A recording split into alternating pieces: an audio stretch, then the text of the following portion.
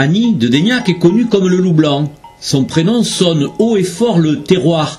La rencontrer avec son troupeau est facile. Elle mène chaque jour ses brebis en pâture dans les prés ou les rangs de vignes du village de Daignac. Aujourd'hui rare, cette activité très commune dans les années 60 trouve son origine avec l'immigration de très nombreux bergers.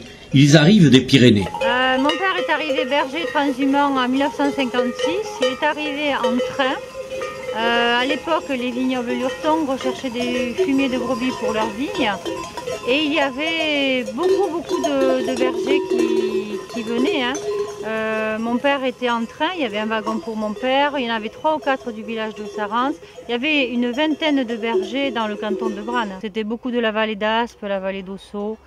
Et ils sont restés solidaires.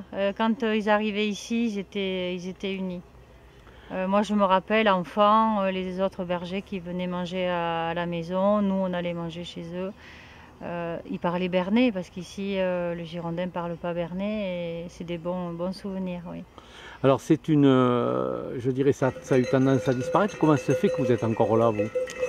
Mais parce que mon papa a eu la chance que j'ai pris sa suite, que j'aimais la montagne, j'aimais la transhumance et voilà. Donc les autres enfants de bergers ont cherché des métiers ailleurs parce que les bergers c'est travailler tous les jours, 7 jours sur 7, pas de week-end.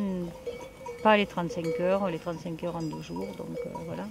Alors quand vous dites aimer la transhumance, ça veut dire que encore aujourd'hui vous la pratiquez avec votre troupeau? Oui, oui. Alors papa a commencé en train et moi je pars en camion. Un camion 3 étages, il fait des cochons toute l'année. Et voilà. Donc on part le 10 juin, c'est l'ouverture de la montagne et on revient début octobre. Donc on est resté sur un troupeau, vous l'avez vu, de brebis basco-bernaises, donc race laitière des Pyrénées. Donc c'est des brebis qui sont aptes à faire la montagne et qui adorent ça. Pourquoi on fait la transhumance? Alors à la différence de mon père qui est parti parce qu'il était sur une petite exploitation à 800 mètres d'altitude où il y avait de la neige et où il fallait que les brebis mangent. Mon père est parti ici parce qu'ils étaient 2 sur l'exploitation, mon père et mon oncle, il fallait que l'un parte. Et aussi pour nourrir les bêtes, parce que là-bas, il fallait faire le foin au râteau, à la faux, et il n'y en avait pas assez pour l'hiver, donc il fallait nourrir ces bêtes le plus simplement possible. Et donc les vignes ont été une opportunité pour nous.